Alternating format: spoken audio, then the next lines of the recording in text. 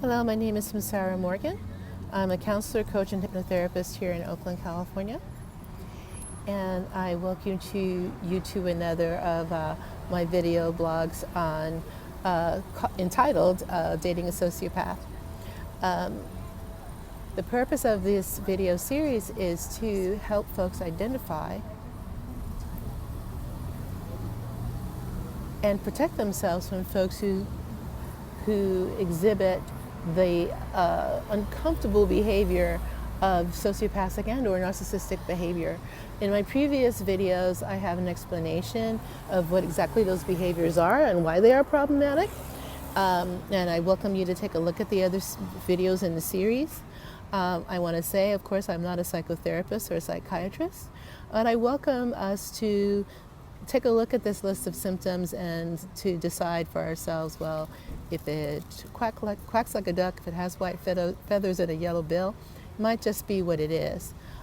Purpose, again, of the videos is for us to educate ourselves and to protect ourselves from people who are wounded in this way.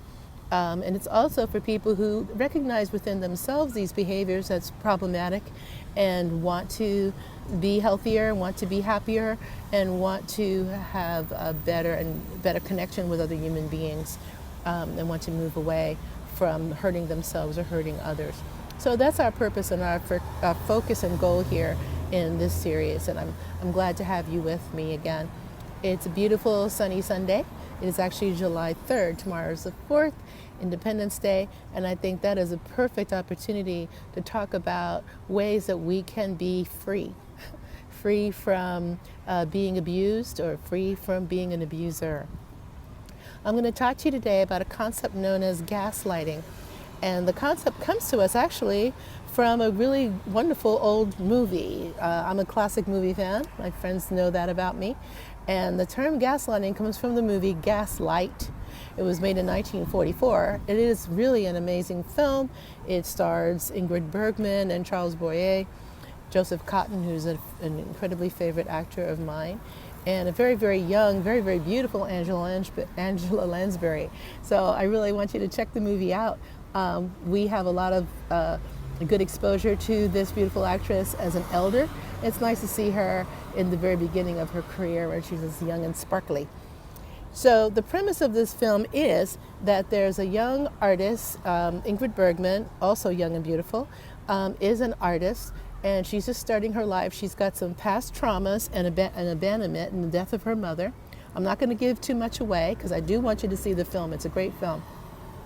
So she has her issues of loss.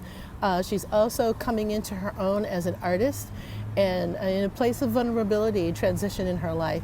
She meets a man who is very charismatic and who sweeps her off her feet. They very quickly marry. And several plot twists later, we come to understand that he has an ulterior motive in how he met with her, why he's with her, and he systematically causes her to, encourages her to distrust her own perceptions, to distrust her own knowing about what is true and what is right, even what she sees and how she sees it. So as time has gone on, this term has been taken from the cinematic world into our world because it is a perfect description of what narcissists and sociopaths do.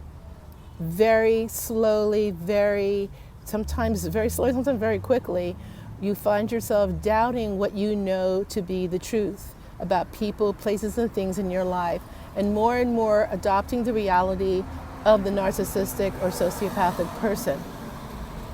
You start to even say if you're being abused, you get to be the cause of your own abuse. It's because of you that I did A, B, C, and D. It's because of you that I was unfaithful to you. It's because of you that we can't get along, and that's why I have to leave you. That's why I have to do any numerous of things that are hurtful, harmful, disrespectful.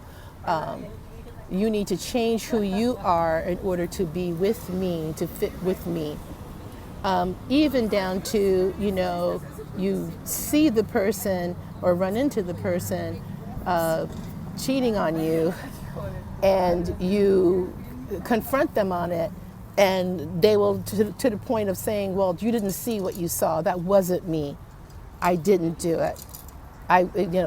You're crazy. You're paranoid. You need to calm down. You need to back off. You don't have any right to stand up for yourself. You're crazy. You're crazy.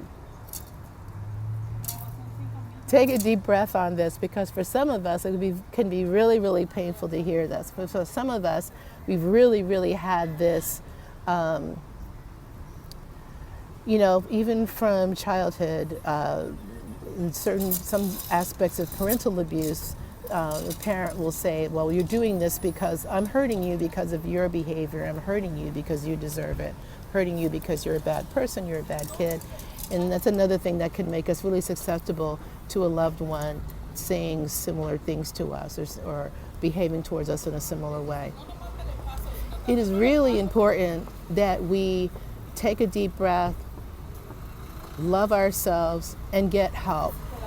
If we're in a position, if we're in a relationship where we find ourselves doubting our own sense of what is real, or if someone in our life should be encouraging us to stand in our truth.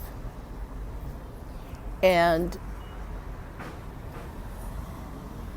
if you're in a relationship with someone, or some person, place, or thing, and after a while you start to feel like you don't know who you are anymore, that is a great big old danger sign. It's very important for you to get yourself to some place that's therapeutic and safe and understanding, to help you sort it all out, to help you sort out and regain what is true. If something is hurting you, that requires and demands your attention.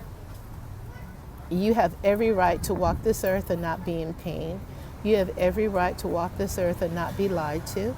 You have every right to walk this earth and not have your reality questioned.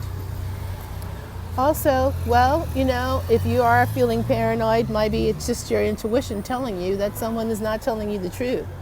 And if that's the case, then you have every right to act upon that and disconnect yourself from that situation. It's important for us to understand too that what draws us to a narcissist or a sociopathic person is our own codependency, our own need sometimes to attempt to change people, places, and things to suit who we want them to be rather than who they actually are. That's another big red light, not healthy on our parts. If we feel that someone is being dishonest, and if they are not willing to go through a therapeutic process to heal that, especially in a love relationship, then it might be best for us to not be in that relationship rather than to engage a whole bunch of time and effort trying to talk to or change somebody who's not willing to be changed. And it's also very, very important for us to trust our perceptions, and especially trust what we see in front of us with our own eyes. If you're seeing a picture of the person you love being unfaithful, that you get to trust that. Nobody gets to make that anything other than what it is. The hard part about all of that is the grief of realizing that somebody that you care about, perhaps very, very deeply, would lie to you so pointedly. And I guess what could be helpful to you to understand is that this is a sickness. The person you care about is not healthy, he needs help, and that you cannot help them. And that sometimes is a really difficult thing for us to acknowledge and accept and to walk away from, to allow ourselves to walk away from. Sometimes as women, we feel like it's our job to stay and save and heal, and it's really not. It's really not. If somebody is willing to go and get help, it's great to be their cheerleader, but it's also very important to know once that those symptoms have been identified and you see that possibility, protect yourself. Protect yourself. It can save years of unhappiness. It could save years of trauma. It could save years of lawsuits and child custody battles and broken bones and even lost lives. You know, Maya Angelou once said, I'm paraphrasing her, you know, once somebody shows you who they are, believe them. Believe them. We all walking around feeling like, oh, I can't judge somebody. I don't want to judge somebody. Well, it's not a judgment to protect yourself. Trust that you're a good and worthy person. Trust that you deserve the best that there is in life. Hang in there, you know, explore your art, explore your talents, heal yourself, love yourself until the person who is available to really value your mind, body, spirit, and soul shows up. Trust that that will happen. And in the meantime, build for yourself a life that you can look back upon with pride and happiness and joy. You deserve the very best that life has to offer. I'm going to include some references about gaslighting with this video. And I appreciate you being with me here today. Happy life here on Lakeshore Avenue in Oakland. Please remember that you are whole, perfect, and complete. Please know that if you want to be in touch with me, you can do so. You can email me on datingasociopath@gmail.com. And there's information on my practices also going to be included with the video. But first and foremost, take good care of yourself. Have a healthy and happy day. And again, you are whole, perfect, and complete.